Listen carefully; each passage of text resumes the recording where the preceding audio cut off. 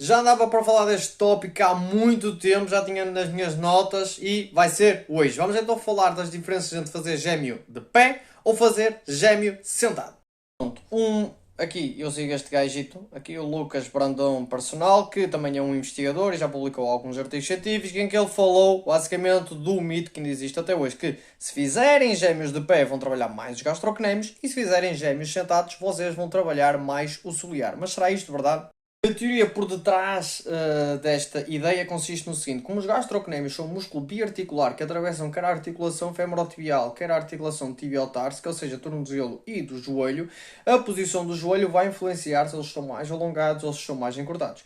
Quando nós estamos com o joelho em extensão, como está aqui a aparecer na imagem, e com o tornozelo em dorsiflexão, eles vão estar mais alongados. Já se nós estivermos com o joelho em flexão e estivermos em flexão plantar, como acontece numa máquina de gêmeos sentado, então eles vão estar mais encurtados porque vão estar encurtados nas duas articulações que eles cruzam, pois eles são flexores de joelho e também são flexores plantares. E a teoria passa que, como eles entram em insuficiência ativa, ou seja, encurtamento nas duas articulações, então as musculaturas uniarticulares vão tomar conta da situação, neste caso seria o ciliar, que é o outro flexor plantar, então seriam mais estimulados, então conseguiríamos ter mais resultado nessas musculaturas.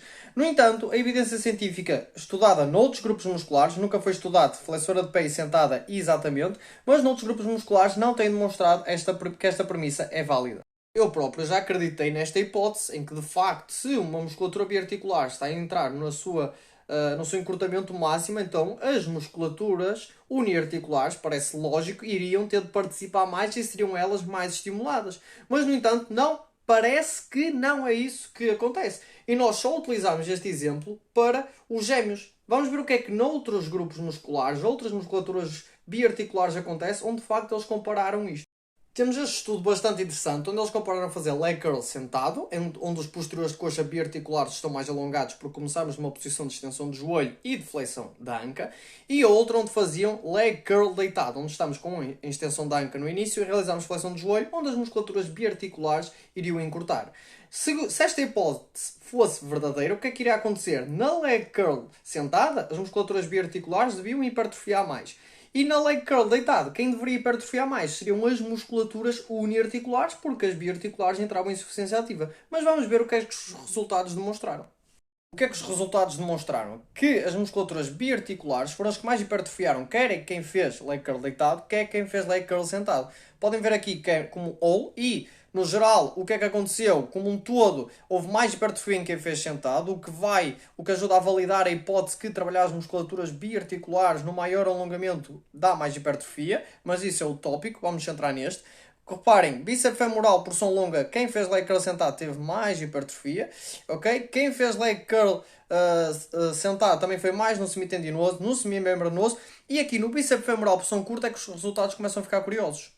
Caso esta hipótese fosse verdadeira, que as musculaturas uniarticulares trabalham mais quando as musculaturas biarticulares entram em insuficiência ativa, deveríamos ter verificado que aqui no bíceps femoral, porção curta, que é uniarticular, quem fez a leg curl deitado deveria ter tido mais hipertrofia e de forma significativa comparativamente a quem fez leg curl sentado. E isso não se verificou. Os resultados foram muito semelhantes entre os dois grupos. Ou seja, nos posteriores de coxa parece que isto não se confirma. E noutros grupos musculares.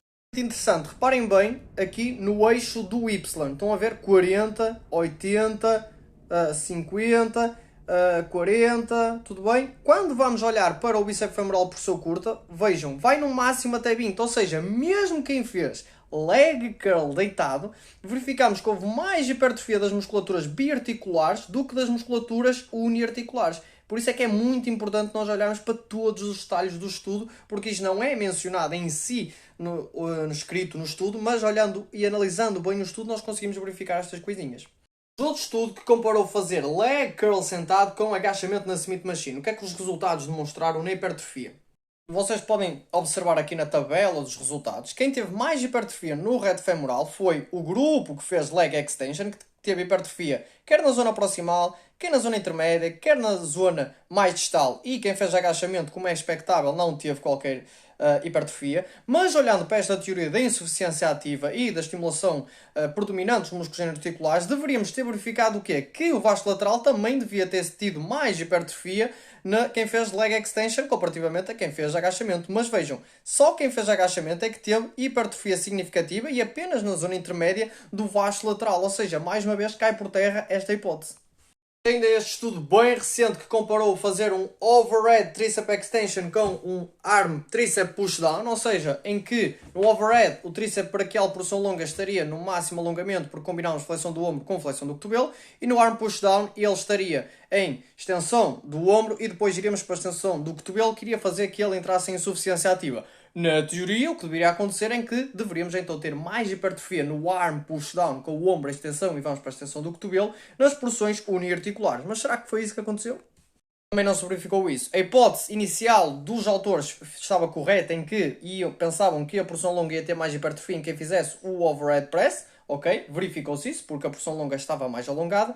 No entanto, o que era expectável é que no arm pushdown, quer a porção lateral, quer a porção medial do tríceps braquial, que são uniarticulares, no arm pushdown tivesse mais hipertrofia. Mas isso também não se verificou. Por algum motivo que ainda não é conhecido, tiveram mais hipertrofia também no overhead press e, comparativamente à porção longa, também foi inferior. Vejam bem aqui, isto é tabela da porção longa, que fez neutral arm, e estas a branco é quem fez medial e também como um todo, medial mais lateral e como um todo. E verificamos mais uma vez que a porção longa teve mais hipertrofia do que as uniarticulares numa posição onde supostamente não, onde ela entra em insuficiência ativa, mas isso não parece ser suficiente para que ela trabalhe menos comparativamente às uniarticulares.